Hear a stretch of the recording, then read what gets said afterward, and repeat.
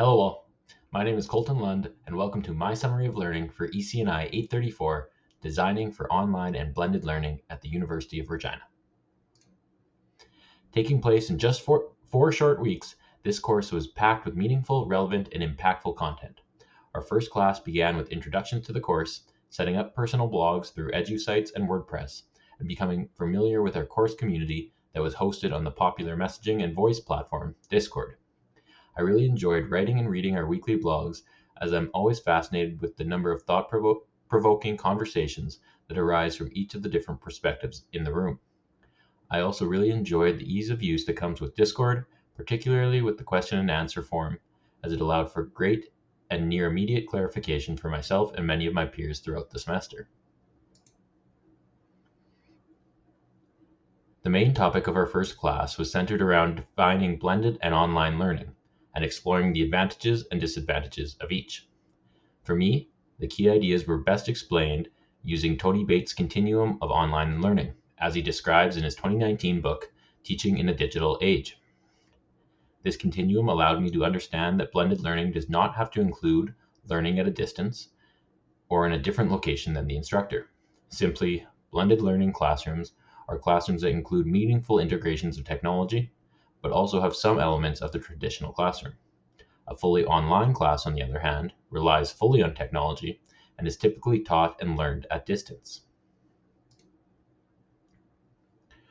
Our next topic was an investigation into the ADDIE model of instructional design. ADDIE, standing for Analyze, Design, Develop, Implement, and Evaluate, is a widely used model for designing technology-based courses or content. In the fourth chapter of his book, Bates notes that ADDIE is often championed for its clarity, structure, meaningful integration, and strong ties to assessment and learning outcomes. He also notes that ADDIE is often criticized for its redundancy and/or expense, particularly when being utilized on small courses or projects, while they also give little guidance on how to further design for each step. Our introduction to the ADDIE method was also tied to our major assignment, designing our own course prototype. Working through the first two steps of the ADDIE template gave me a great appreciation for how much depth there is to this model, as we considered many aspects of our course, several of which exist outside the direct lesson planning, things including the learner personas, the learning environment, accessibility factors, and possible limitations. We were able to describe the purpose of our creation and the needs it would serve, as well as the instructional approach and related technologies.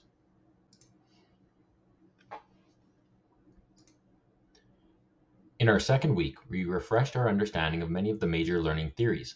Katia shared with us that each learning theory tells us how learning occurs, which factors influence it, the role of memory in learning, how the transfer of knowledge occurs, and what type of learning can be best explained by each theory. We found that behaviorism is concerned with environmental stimuli and learner responses. Behaviorism often shows itself in the classroom with things like reward systems or the teaching of expected responses. For example, when I clap 3 times, it's time for everyone to listen. Cognitivism often argues that learners are like computers, taking in stimuli. Cognitivists treat the learner as an active participant in the active process of learning. Cognitivism may look like specific steps or chunks of information given to students in a specific order to achieve a specific result.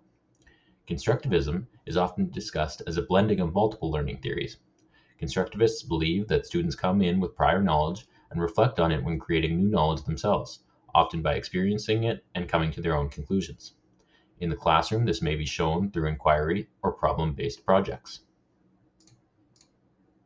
From there, we shifted gears into discussing learning management systems, also known as an LMS, which is an incredibly important and influential piece of ed tech.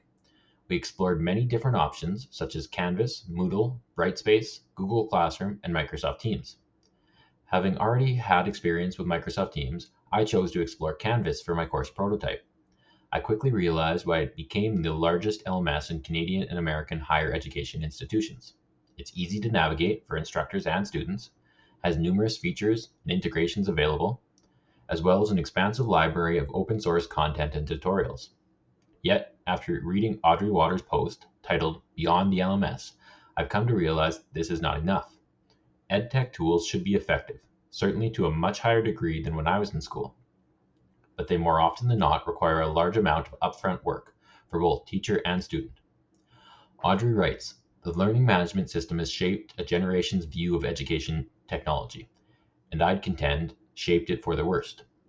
It has shaped what many people think EdTech looks like, how it works, and whose needs it suits, what it can do, and why it would do so. The learning management system reflects the technological desires of administrators. It's right there in the phrase, management. It does not reflect the needs of teachers and learners. The future of EdTech will require a constant push by teachers to ensure their voice is heard in the design and implementation choices, not only for them, but more importantly, for their students." One of the other new EdTech tools that I've been impressed with is Lumi. Being tasked with creating H5P content, I was able to create and record a lesson for my course prototype, upload it to Lumi, and create multiple types of interactions throughout the video.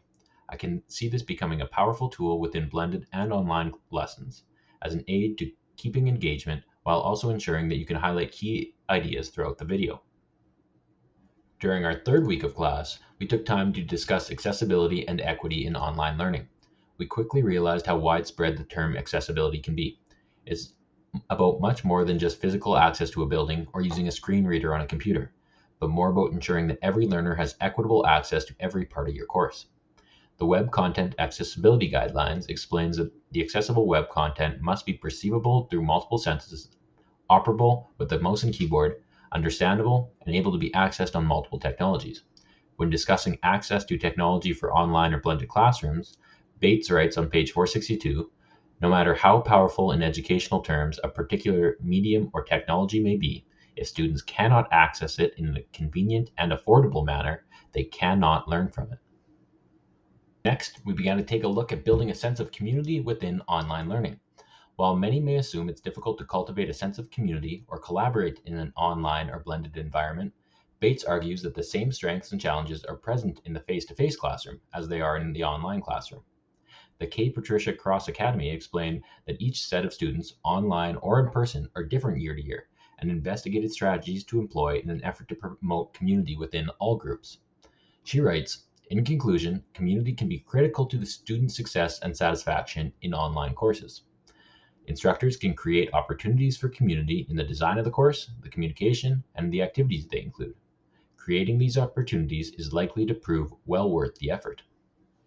And I would be doing this summary of learning a disservice if I didn't add a few more details about the course prototype that we worked on throughout the month. This was one of my favorite assignments throughout all of my master's classes, as we were granted the freedom to create meaningful content that was relevant to our teaching loads. The ADDIE template allowed me to give deeper thought to my content and expand it to create a more engaging, accessible, and thought-provoking course that I am ready to deploy come September. Thanks to Katya and everyone in EC&I 834. The class was a pleasure to be a part of. Enjoy the rest of your summers, and best of luck in the upcoming school year. Thanks for watching.